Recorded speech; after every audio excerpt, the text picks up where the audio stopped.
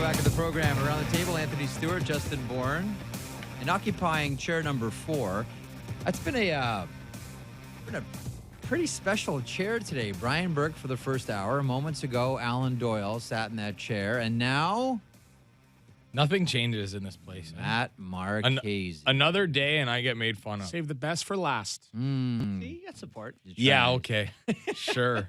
That's what they say anyway. Trying for the save. This is Matty Has Questions, and each and every Hockey Central program with the questions that Matty has for us. Have we left any out this week? Have you got to everything you wanted to? No, but Okay. it happens. It's an evolving segment. Okay, Or revolving. I don't know. Parked a little bit of time today. We should be all right. Wow, look at all this time I've got here. No, we're all good. right. So officiating is under the spotlight as it always is. And Bruce Boudreau last night on a major to Ryan Hartman that probably shouldn't have been a major that was reviewed. That was a tough call. Yeah, Claude Julien calling out the officials for a call last night against the Flyers. But the question is, has the evolution of TV been the biggest culprit of unwanted spotlight, or is it the speed of the game? I think that is a wonderful question. Thank you very much. I will say. Don't. It's a good question. Hey, you know what? Credit where credit is due, Jeff. It's a question. I think that it's TV because the speed of the game is a little bit faster, and it's tougher to tell maybe on some of the ticky-tack stuff, but we're able to watch this stuff over and over. You talked about like a GIF culture, more or less, where everything is broken It's a down. gift market here in Toronto. Yeah. All your mistakes end up as gifts. You miss nothing. In and Stewie's library. Yeah, and you can grab a couple things from any game and say, look how the Leafs got screwed. They didn't get this call or that call. So, I think it's just a hyper-scrutinization of some of this stuff. I think it's the speed of the game because it's evolving so fast. I was on the ice with a couple pros this past summer, and I'm like, I don't remember the game being this quick. And even at the kids level, there's refs missing a lot of calls. That's for another segment down the line. Here it comes. I'm not going to talk about Toronto refereeing, but except against the 06 and 08. even with the kids, the game is so fast even at that level. So I think right now the refs sort of got to play a little bit catch up with with the speed of the game. We had Colin Campbell last year on the program talking about the veteran referees getting the good game. So I think now they can sort of improve that just based on the speed of the game. I'm always impressed at how much they get right, to be honest with you. I know we always focus on, this mistake and this agree. Oh, this guy was clearly offside. He didn't drag it. Like, are you impressed when you consider how fast, to your point, how fast this game is? Do you not come away from games when you really think about it going, wow, how'd they get that call right? Like when you look at like really close offsides and boom, the correct call is made the overwhelming majority of time. And these are guys that aren't stationary. These are guys that are up and down the ice and making those calls and getting in position and getting out of the way of pucks and getting out of the way of bodies and then making those calls. To me, one of the more impressive things in any hockey game in the NHL is how many calls are right. While we're talking about evolution, the evolution of linesmen has been incredible because you used to be able to be have the golfer physique and now you got to be fit. Is that the Oompa Loompa theme I hear in the background? And by the way, Jay Shares was always, he was like the fittest. I always loved watching him break up fights. Did Jay Shares ever break up one of your fights? No, but people used to call him Stewie because he wore the number 57. So I was number 57. So he used to call the refs by their number. So if it was 66, we'd say, hey, easy Mario, or easy Dougie G if he was number 93. So they used to call him Stewie when we played in Florida.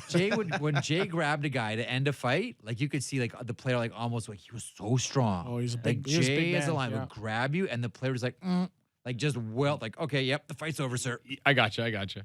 Okay, so here's a list of teams that could make Taylor Hall's contract fit under the cap without having to move out too much salary. Buffalo, Montreal, Dallas, St. Louis, Nashville, Columbus. Which of those teams would you like to see him on?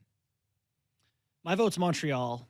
I think, the market is fantastic. They just tried to offer sheet Sebastian Aho, trying to get that big money, high-end winger. I guess Aho plays center, but still, he's that high-profile guy. He's what they're looking for. They can afford him. And, I love a good Toronto-Montreal rivalry. So the more talent around here, the better. I didn't see Colorado on that list. They've got too much money tied up in LTIR from what I saw, so I didn't think it was all that reasonable. They're going to do something.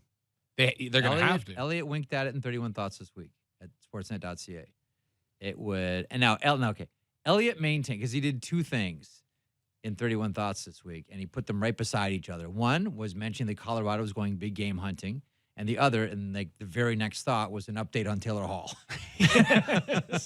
Are you guys picking this up? Sneaky. Elliot maintains it's a coincidence, but I was born at late night, not last night. For me, it's got to be St. Louis, just based on the fact that it's so tough to repeat as Stanley Cup champions in this cap system. So I think if they get him, that sort of puts them over the top as the favorites to win the Stanley Cup. What's interesting about that is we've got 5 months of no Vlad Tarasenko, and we can all recall what Chicago did with Patrick Kane a few seasons ago, left him until the playoffs started and salary cap didn't mean a thing.